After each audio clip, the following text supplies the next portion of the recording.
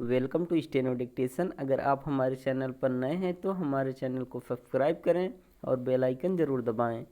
Dictation 5 second बाद शुरू होगा।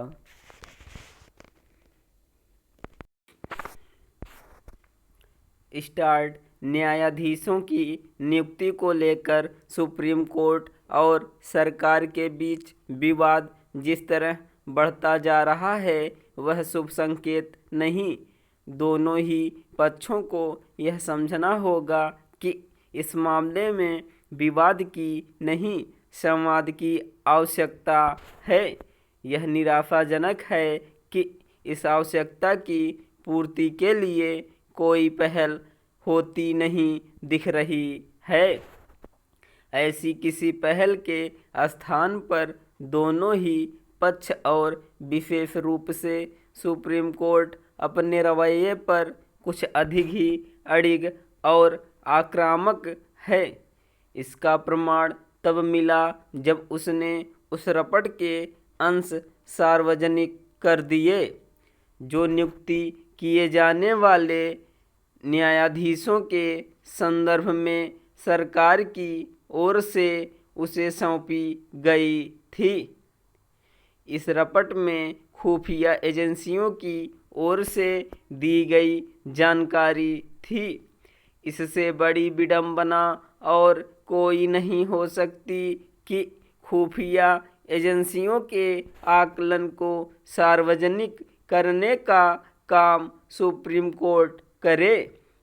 इस पर केंद्रीय कानून मंत्री किरण रिजिजू ने उचित ही आपत्ति जताई।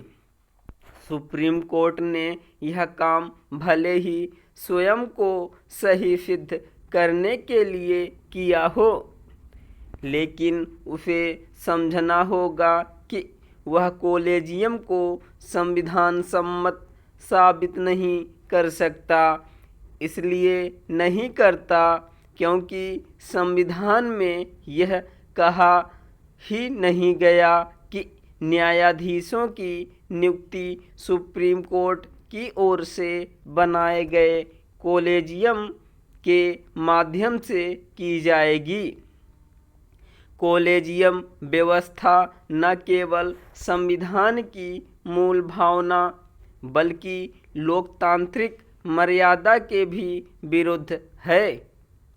यह समझ आता कि न्यायाधीशों की नियुक्ति सरकार के हिसाब से ना हो, लेकिन इसका अर्थ भी नहीं हो सकता कि वह पूरी तरह सुप्रीम कोर्ट की मनमर्जी से हो। फिलहाल ऐसी ही स्थिति है। न्यायाधीशों की नियुक्ति में सरकार की भूमिका पोस्टमास्टर सरीखी ही है। सुप्रीम कोर्ट ने सब कुछ अपने हाथ में ले रखा है। सबसे विचित्र यह है कि वह न्यायाधीशों की नियुक्ति प्रक्रिया से संबंधित मेमोरेंडम ऑफ प्रोसीजर को भी दुरुस्त करने के लिए तैयार नहीं, जबकि उसने स्वयं माना था कि इसमें सुधार की आवश्यकता है। वास्तव में इसी कारण यह कहा जाता है कि सुप्रीम कोर्ट ने न्यायाधीशों की नियुक्ति प्रक्रिया का हरण कर लिया है।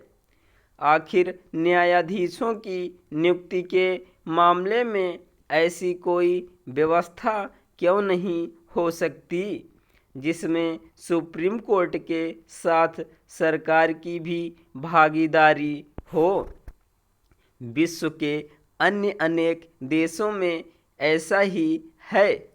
कहीं कहीं तो न्यायाधीशों की नियुक्ति सरकार ही करती है।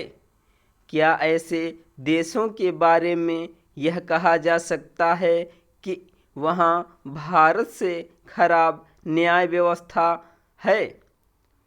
सच्चाई तो इसके विपरीत है। भारत न केवल अपनी दोषपूर्ण न्याय व्यवस्था के लिए जाना जाता है, बल्कि लंबित मुकदमों के भारी बोझ और तारीख पर तारीख के अंतहीन सिलसिले के लिए भी निस्संदेह इसके लिए सुप्रीम कोर्ट भी जवाबदेह है। स्टॉप।